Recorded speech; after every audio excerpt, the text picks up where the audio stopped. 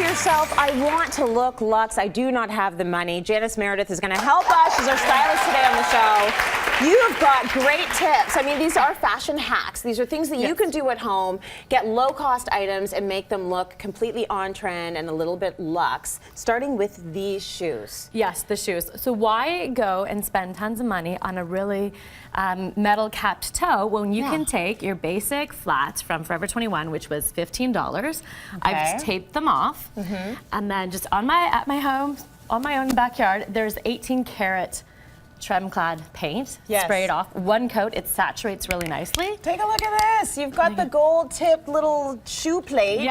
That you might have to spend a lot of money on in a traditional shoe store. I love that. And think of all the colors that are available and all the places that you can do it. There's lots of color block. It's on trend. You could do your heel. You can change it up. You can spray paint over top of it. There's a Sharpie for mistakes. Easy peasy. Very smart. Now, there's something you do with bags that I think you should tell us all about. Okay, so I bought a couple of bags for their straps, and then the rest of the bags I buy are for the bag, and I cut them off because one thing about Luxe is that you get all of that characteristics from touching it, from the tactile, from the weight, from the heavy metals and the embellishments. That's where Luxe comes from. So you need to take those lack of embellishments off, the things that make it look inexpensive, and then you add on your own ones that are expensive. So these are honestly 2 straps that I use on all of my bags.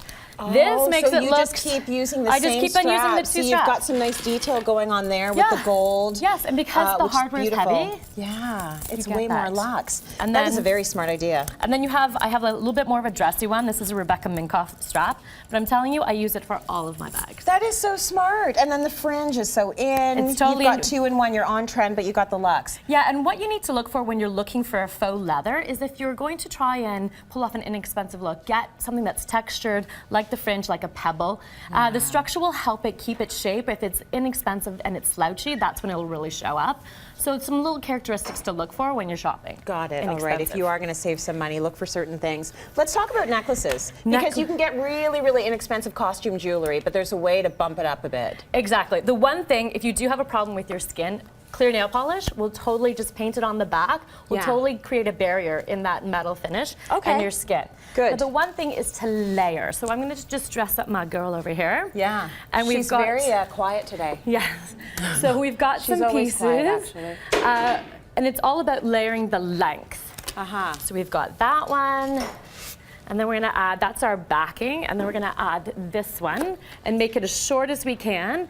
And you can totally use a paper clip to lengthen them out.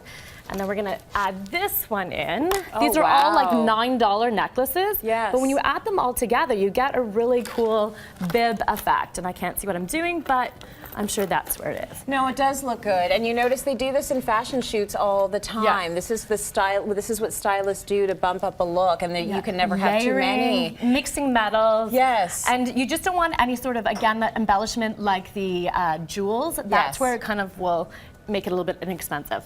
Okay, now here, when you're looking at the vest, you did something to the vest to bump it up a little bit as well. Yeah, so clean lines when you're looking for something that's inexpensive. You don't want finished seams, again, no embellishments. And then what you do is you add the expensive embellishments to it. So, and you can put buttons, I've said it before, change your buttons, add nice expensive buttons, put them anywhere. Like it doesn't have to be where the buttons are supposed to be. So these, I've made it look like it's double-breasted. It's a $20 vest waistcoat from Forever 21. And now it looks fantastic. And it's perfectly on trend. And you can put whatever buttons you want. Yes, you can. That is great. You can put vintage buttons. You can go shopping, go at modern. That is great. Okay, and now this dress, again from Forever 21. Yes. What I've done, it's got nice clean lines, good color saturation. So these are the things you're looking for when you want to pick out an inexpensive item. Right. But what we've done is taken off the belt, taken off the pins, anything that came with it. Yeah. And then we've dressed up with a great belt from Mendocino, this lovely scarf. Nice. And now, and it's always, a steamer's your best friend when it's inexpensive. Take care of your fabrics. Absolutely. And you've got this great look for a $20, $30 dress. Now, there is something about being able to walk into a low-cost store and pick out the one thing or the 2 things that look like they're expensive. It is such an art. So thank you for giving us those tips. Absolutely. You have to look for specific things and specific fabrics. Okay, great, Janice. Let's go to break. More coming up.